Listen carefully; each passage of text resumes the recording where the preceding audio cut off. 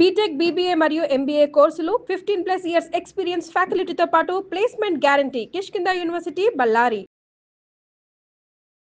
నమస్తే రమ్మగారు. నమస్తే చెయ్య.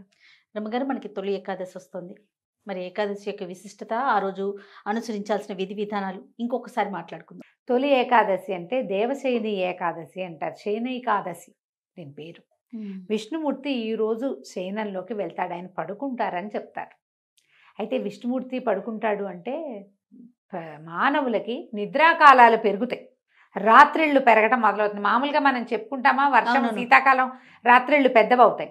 ఇప్పటి నుంచి నిద్రా సమయం పెరుగుతుంది, ఇది లెక్క. అయితే ఉత్తరాయణ పుణ్యకాలం అని మనం ఎక్కడి నుంచి చేసుకున్నాము, జనవరి 15వ తారీఖు మకర సంక్రమణం నుంచి ఇక్కడ దాకా ఉత్తరాయణం అని చెప్పుకున్నాం. అవును. మహాద్భుత చరిత్రుడైనటువంటి భీష్మ పితామహుడు కూడా ఉత్తరాయణం వచ్చేదాకా ప్రాణాలు నిలిపి ఉత్తరాయణంలో ప్రాణం త్యజించాడు ఆయన. అంత పుణ్యకాలమైన ఉత్తరాయణం కంటే ఆటే పుణ్యకాలం కాదు, దేవతల నిద్రా సమయం అని చెప్పబడే ఈ దక్షిణాయన కాలంలో వస్తుంది ఇది తొలేకాదశి. ఇక్కడి నుంచి దక్షిణాయన మొదలవుతుంది. కానీ ఇప్పుడు ఎక్కువ ఉపాసనలు, ఎక్కువ పూజలు, ఎక్కువ పండుగలు కనపడతాయి మనకి. మన పండుగలన్నీ ఇప్పుడే కదా, తొలి ఏకాదశితో మొదలు ఎన్నో పండుగలు ఈ తొలి ఏకాదశి అని చెప్పడంతో ఇక్కడి నుంచి మనకి దేవతల నిద్రాకాలం. అందుకని ఉపాసన పెంచాలి, విధానాలు మారాలి, నిద్రా సమయం పెరుగుతుంది, ఇది లెక్క. అయితే తొలి ఏకాదశి అంటే ఏకాదశి ఎవరు? ఏకాదశి మురాసురుడితోటి విష్ణుమూర్తి యుద్ధం చేస్తూ అలిసి ఒకంత విశ్రాంతి తీసుకునే సమయంలో మురాసురుడు విజృంభించి మీదకొస్తే అతనిని ఎదుర్కోవడానికి విష్ణుమూర్తి శరీరంలోంచి బయటకు వచ్చినటువంటి స్త్రీ శక్తి స్వరూపమే ఏకాదశి.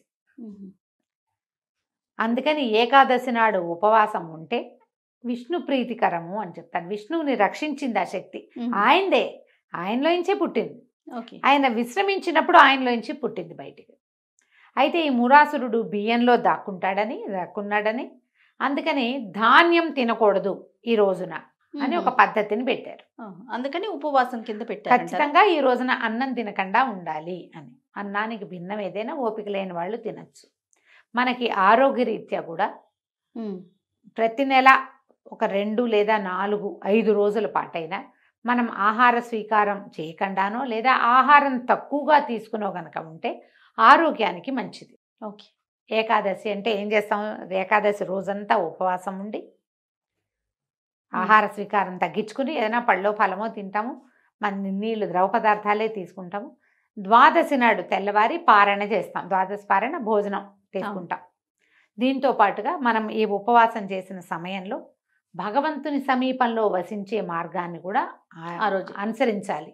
ఏదైనా విష్ణునామ సంకీర్తన, భగవన్నామ సంకీర్తన తీసుకోవటం చేయటం, ఇక్కడ మనం విష్ణువుతోటి ఉన్నట్టు అన్నమాట. మర్నాడు ఉదయం ఎవరినైనా ఒక బ్రాహ్మణుడినో ఓ ముత్తైదువునో మనకు అవకాశం ఉంటే వారిని భోజనాన్ని పిలిచి వారికి భోజనం పెట్టి తర్వాత మనం భోజన స్వీకారం చేస్తే మంచిది. ద్వాదశి పారాయణకి రమ్మని ఎవరైనా పిలవచ్చు మీకు అవకాశం ఉంటే. అవకాశం లేకపోతే మనం వంట చేసుకుని మనమే దేవుడికి నివేదన చేసుకుని మనమే భోజనం చేసి ఎవరికైనా ఏమంటారు మనం పొత్తర్లు ఇవ్వటము, మోయనివ్వటము, తర్వాత దాన్ని స్వయం పాకం ఇవ్వడము మంచిది చేయగలిగితే. ఇది ఈ కాలంలో కుదరాలి కదా. సమీపంలో ఎవరైనా దేవాలయం ఉండి అర్చకులు ఎవరైనా దొరికినా, మీకు దగ్గరలోనే బ్రాహ్మణులు ఎవరైనా దొరికినా, లేదా నేను అవన్నీ చేయలేను, నాకు వాటి మీద నమ్మకం లేదు, ఎవరో ఒకరికి భోజనం పెట్టండి. అది మనం చేయగలిగిన పని కదా, చేస్తే మంచిది. ఇప్పుడు ఈ కాలంలో ఇక్కడి నుంచి మొదలుపెట్టి, ఎప్పుడు తొలి ఏకాదశి నుంచి మొదలుపెట్టి కార్తీక శుద్ధ ఏకాదశి, ఉత్థాన ఏకాదశి దాకా, అంటే ఇప్పుడు శయన ఏకాదశి, అది ఉత్థాన ఏకాదశి, 4 నెలల కాలాన్ని చాతుర్మాస్యంగా చెప్తారు. ఈ చాతుర్మాస్య దీక్షలో మనకి గురువుగారు చాలామంది, జిఎస్ స్వామి వారు చాతుర్మాస్య దీక్షలో ఉన్నారు అని చెప్తాం కదా. అవునండి. మన శృంగేరి పీఠాధిపతి చాతుర్మాస్య దీక్షలో ఉన్నారని. చాతుర్మాస్య దీక్షలో ఉన్నప్పుడు వారున్న ప్రదేశం నుంచి వేరే చోటకు వెళ్ళి ఎక్కడికి ప్రయాణాలు చేయకూడదు, ప్రయాణం చేయకుండా ఉంటారు. ఎందుకంటే ఇది వర్షాకాలం వస్తుంది, ఈ కాలంలో ప్రయాణాలు మంచివి కాదని పాత రోజుల్లో ఈ నియమం పెట్టి ఉండొచ్చు. మామూలు మనలాంటి వాళ్ళు కూడా చాతుర్మాస్యం చేసుకోవచ్చు. చాతుర్మాస్యం ఈ 4 నెలలు విష్ణువుని పూజించే విధానం. రోజు విష్ణుమూర్తికి అభిషేకం చేయటం ముక్తి లభిస్తుందట. రోజు తులసితోటి అర్చన చేయటం, నందివర్ధనం పువ్వులతోటి అర్చన చేయటం, ప్రతిరోజు చాతుర్మాస్యంలో దేవాలయ దర్శనం చేయటం, ప్రతిరోజు విష్ణు సహస్రనామ పారాయణ చేయటం, శివపారాయణ కూడా శివనామం కూడా. ఇది ఓన్లీ విష్ణువుకే అని చెప్పడానికి ఏం లేదు. చాతుర్మాస్యంలో శివదీక్ష కూడా శివనామ స్మరణ చేసుకోవచ్చు. పంచాక్షరి ప్రతిరోజు విధిగా ఎన్నిసార్లు చేయాలని, ప్రతిరోజు గాయత్రి చేయటం, ఇలా ఏదైనా ఈ చాతుర్మాస్యంలో ఎవరైనా చేయొచ్చు. చాతుర్మాస్య దీక్ష ప్రత్యేకంగా తీసుకునే వాళ్ళు ఏంటంటే దీనికి కుల మత వయో విచక్షణ ఏమీ లేదు. గృహస్థులు తీసుకుంటారు, వాళ్ళకి అవకాశం ఉంటుంది. మొదటి మాసం అంటే ఇప్పుడు తొలి ఏకాదశి నుంచి మళ్ళీ నెల దాకా కూరలు తినరు, 2వ నెలలో పెరుగు తినరు, 3వ నెలలో పాలు తీసుకోరు, 4వ నెలలో ఏ పప్పు దినుసులు తీసుకోరు. ఇది నియమం. ఇది నియమం. ఈ నియమం. దీంతో పాటుగా మనం ఏం చేయొచ్చు చాతుర్మాస్యాలు, ఇవన్నీ మనం పాటించలేము. మనం పాటించగలిగేవి కొన్ని ఉన్నాయి. 4 నెలలు భగవద్గీత చదవండి, భాగవత పారాయణ చేయండి, ఏదైనా పురాణ శ్రవణం చేయండి, ప్రతిరోజు 4 మంచి మాటలు వినండి. ఇలా మనం చాతుర్మాస్య దీక్ష చేసుకోవచ్చు. ఏదైనా చేయొచ్చుగా మనం. మహాభారతం వినొచ్చు, భాగవతం వినొచ్చు, రామాయణం వినొచ్చు, శివపురాణము, విష్ణు పురాణము, ఎవరైనా ఎవరేది చెప్తే ఏదో ఒక పురాణ శ్రవణం చేయటం, లేదా దేవాలయానికి వెళ్ళటం, లేదా పూజ చేసుకోవటం. ప్రతిరోజు దీపం 4 నెలలు 2 పూట్ల దీపం. అలవాట్లేదు దీపాలు పెట్టేది, ఒక పూటే పెడతాం. ఈ 4 నెలలు 2 పూట్ల దీపం పెట్టండి.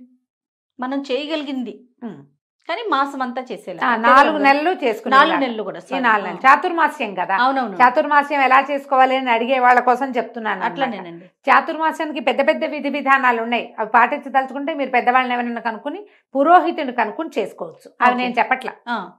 మనం ఇది ఇలా చేయొచ్చు. ఓకే. ప్రతిరోజు చేసుకునేవి ఇక్కడి నుంచి మొదలుపెట్టి చేసుకోవటం. మనం తొలి ఏకాదశికి వస్తే తొలి ఏకాదశి నాడు పేలపిండిని నివేదన చేసి తీసుకుంటారు. పేలపిండి అంటే పేలాలు, జొన్నలు వేయించి, బియ్యం పేలాలు వడ్ల పేలాలు కాకుండా జొన్న పేలాలు చేస్తారు ఎక్కువగా. జొన్న పేలాలు చేసుకోవటం, తర్వాత వాటిని చక్కగా దంచి బెల్లము కొంచెం ఏలక పొడి చేర్చి దంచి పిండిని నివేదన చేసి భగవంతుడికి పేలపిండి పంచుకోవచ్చు, తినచ్చు. ఓకే. ఈరోజు విశేషం అది. ఇక్కడి నుంచి మనకి దక్షిణాయనం మొదలవుతుంది. ఇది ఎప్పటిదాకా ఉంది, మళ్ళా జనవరి దాకా, జనవరి 15వ తారీఖు దాకా ఈ దక్షిణాయనం నడుస్తుంది. ఈ లోపల ఇప్పుడు ఈ మాసం అయిపోగానే శ్రావణం వస్తుంది. శ్రావణం అంతా పూజలు. తర్వాత భాద్రపదంలో మొదటి 9-10 రోజులు మనం గణపతిని ఆరాధిస్తాం. తర్వాత పితరులని ఆరాధించే 15 రోజులు వస్తాయి, ఆరాధన. అక్కడి నుంచి మళ్ళా ఇది వస్తుంది, ఆశ్వేజ మాసం వస్తుంది. అమ్మవారి కోసం 10 రోజులు సేవించుకుంటాం. ఆశ్వీజం వెళ్ళేసరికల్లా కార్తీక మాసం, ఆ తర్వాత మార్గశిర విష్ణు మాసము వచ్చేస్తాయి. అంతా ప్రతి నెల ఏదో ఒక పూజా విధానంగానే ఉంటుంది. ఎవరెవరు ఎంతెంత చేయగలిగితే అంతంత చేయటం. చాతుర్మాస్యం అందరూ చేయొచ్చని చెప్తున్నాను కదా. ఒకవేళ మాంసాహారం తీసుకునే అలవాటు ఉన్న వాళ్ళు ఉంటే కనుక మీరు భగవదారాధనలో ఉండదలుచుకుంటే ఈ 4 నెలలు తినడం మానేయచ్చు. ఓకే. అది కూడా ఒక నియమం. తర్వాత కార్తీకంలో కూడా తినము, ఇన్ని నెలలు తినకుండా ఉండలేమంటే అది మీ ఇష్టం. అది ఎవరెవరి విచక్షణ బట్టి, అవకాశాన్ని బట్టి చేసుకోవచ్చు. విష్ణువారాధనకి ఉత్తమమైన కాలంగా చెప్తారు ఈ 4 నెలలు. తర్వాత స్వామివారిని నిద్రలేస్తారు. అంటే ఇప్పుడు తులసితో అర్చన చేయొచ్చా, తులసి కొయ్యకూడదు, అలాంటివేవో 2-3 వచ్చినాయి నాకు, ప్రశ్నలు వచ్చినాయి, మెసేజ్లు వచ్చినాయి. అర్చన కోసం కోసుకోవచ్చండి, ఆ అనుమానం ఏం లేదు. మనము తులసితోటి ఏం చేస్తాం జనరల్గా, అంతే కదండి, అర్చనే కదా చేస్తాం. అర్చన కోసం తులసి కోసుకొని అర్చన చేసుకోవచ్చు. అవకాశాన్ని బట్టి చేసుకోండి. ఈ తొలి ఏకాదశి నాడు ఉపవాసం ఉండటం, మర్నాడు వచ్చే ద్వాదశి నాడు పొద్దునే ద్వాదశి పారాయణ చేసుకుని ఎవరికైనా భోజనం పెట్టడం, ఏదైనా మీ అవకాశాలను బట్టి దేవాలయ దర్శనం చేసుకోవడం. ఏకాదశి నాడే చాలా హడావిడిగా ఉంటాయి దేవాలయాలన్నీ. మీ అవకాశం దేవాలయానికి వెళ్ళలేకపోతే ఇంట్లో భాగవతము, భారతము, భగవద్గీత స్వయంగా చదువుకోండమ్మా. వినడం మంచిది, ఎప్పుడు కూడా వినటం మంచిది. మీకు అవకాశం ఉండి చదవగలిగి ఉంటే స్వయంగా చదవండి, అది ఇంకా మంచిది కదా. అది ఇంకా చాలా అంటే చాలా మంచిది, మరీ మంచిది. చేయండి అట్లా. అవకాశం ఉన్నవాళ్ళు ఏకాదశులు సంవత్సరం అంతా చేసుకోవచ్చు. ఓకే. చాతుర్మాస్యంలోనే ఏకాదశులు చేస్తాం అని పెట్టుకుంటే ఇవి కూడా 8 ఏకాదశులు వస్తాయి కదా, ఇవి వస్తాయిగా. అవకాశాన్ని బట్టి ఈ ఏకాదశులైనా కూడా మీరు నియమంగా ఉండి చేసుకోవచ్చు. అన్నం తినకూడదు. అంతే. ఏదైనా మాత్రలు వేసుకునే వాళ్ళు, బీపీ షుగర్ లాంటి వాళ్ళు ఉన్నవాళ్ళు కొంచెం ఏదైనా ఫలహారం తీసుకోవచ్చు. ఒకవేళ గర్భవతులు, పిల్లలకి పాలిచ్చేవాళ్ళు, నాకు 4వ నెల నేను చేయొచ్చా, 3వ నెల నేను చేయొచ్చా, ఇవి అడగండమ్మా, చెయ్యొద్దు. ఏకాదశి ఉపవాసం మాత్రం ఉండపోకండి. మీకు అవసరమైన ఆహారాన్ని తీసుకోండి. అనారోగ్యంతో ఉన్నవాళ్ళు, మంచం మీద ఉన్నవాళ్ళు, బాలింతలు, చంటి పిల్లలు, తల్లులు, వీళ్ళని బలవంత పెట్టకండి. అత్తగారులు, భర్తలు మీరు చేయగలిగితే మీరు చేసుకోండి. మీరు కూడా ఏకాదశి ఉండాల్సిందేనని అనద్దు. కనీసం భగవన్నామ స్మరణ చేయించండి. దేవుడికి దీపం పెట్టించండి. దీపం పెట్టుకోవచ్చు. నియమం ఎంత మటుకు కొన్ని నియమాలైనా పెట్టుకోవచ్చు. ఏదన్నా మంచిది చదువుకోవచ్చు. ఏ కృష్ణాష్టకమో చదువుకోవచ్చు, విష్ణుసహస్రనామం చదువుకోవచ్చు, 2 పూట్ల దీపారాధన చేయొచ్చు. అలాంటిది ఏదైనా నియమం పెట్టుకుని ముందుకు తీసుకెళ్ళండి. నేను ప్రెగ్నెన్సీ 7వ నెల 6వ నెల చాలా మంది అడుగుతారు, 7వ నెల వచ్చింది నేను చేయొచ్చా, చేయకూడదు అని పక్కన చెప్తూనే ఉంటాం, మళ్ళీ అడుగుతారు.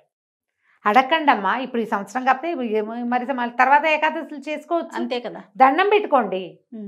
ఈ అన్నం మానేయాలన్న గోల ఎందుకు?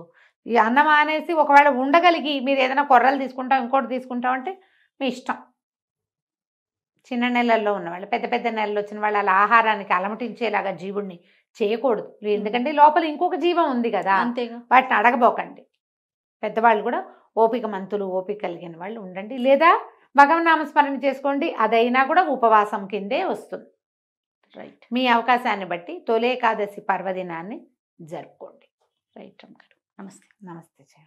సుమన్ టీవీలో మీ పర్సనల్ అండ్ బిజినెస్ ప్రమోషన్స్ కోసం కింది నెంబర్కి కాంటాక్ట్ చేయండి.